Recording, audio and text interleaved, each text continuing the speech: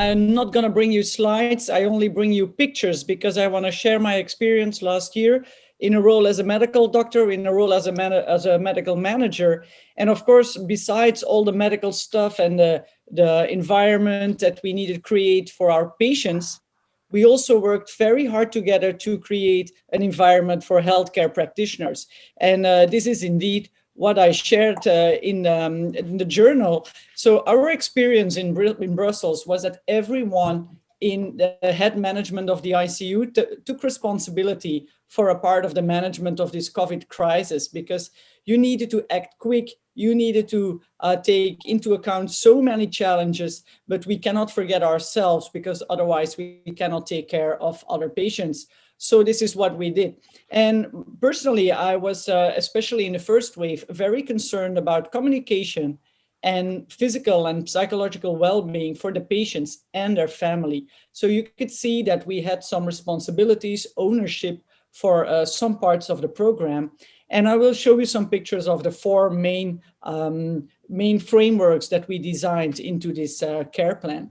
So first of all, communication is very important, and you can take it literally that you have a place where people can talk, but we also have to take into account that in this multidisciplinary team, you have medical doctors, you have physicians, you have nurses, but you also have the staff making the operational things work, like the cleaning man and the logistic people.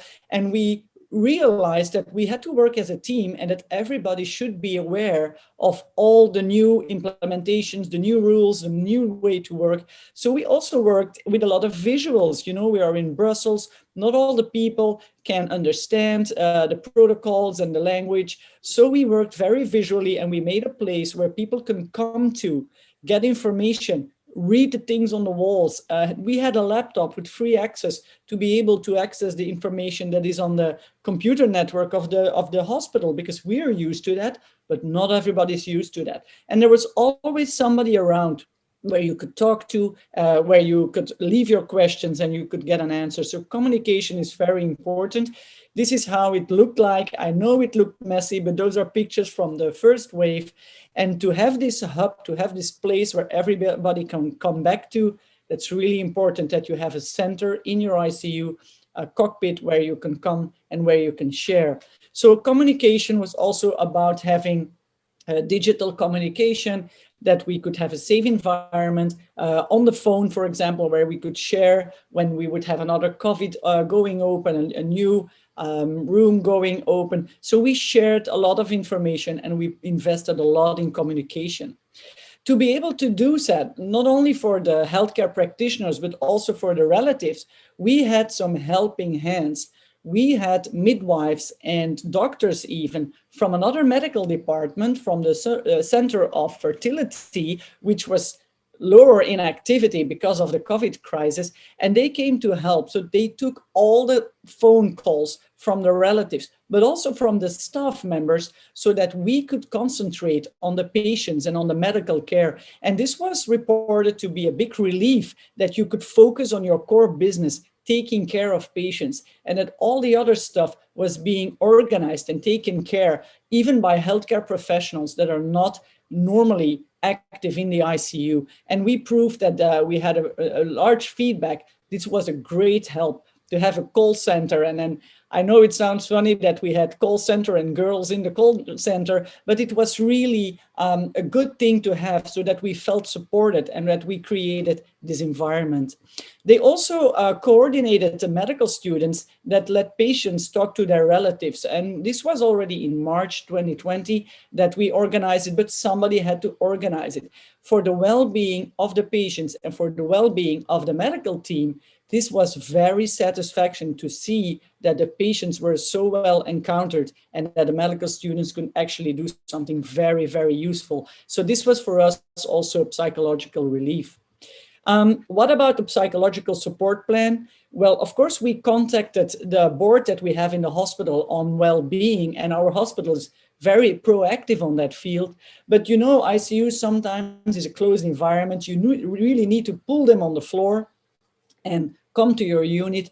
So we had psychologists being present at the coffee breaks, And some of them would just do a little chat, but we had some moments where we had to do really breakouts with people with panic attacks or sudden crying. So the psychologicals, they really had a major role. And of course, we had a breathing exercise. You know how that goes in ICU. You have early adapters, you have late adapters. We also had a site next to the hospital where healthcare practitioners could go and see some professionals to talk to. So this was really helpful. Of course, our experience was that some of us would accept this offer and really go for a talk about what they were bothering about all their issues. And some of them would be very critical and say that they don't need it and they can cope and that they don't have any issues.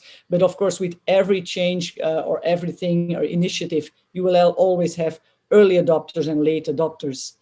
And then one of the things we did is try to have a personal approach, because I'm not an expert in well-being. And we noticed every time I was on a night shift or a weekend shift, I questioned people, what would you like to have to make your life better in the middle of this crisis?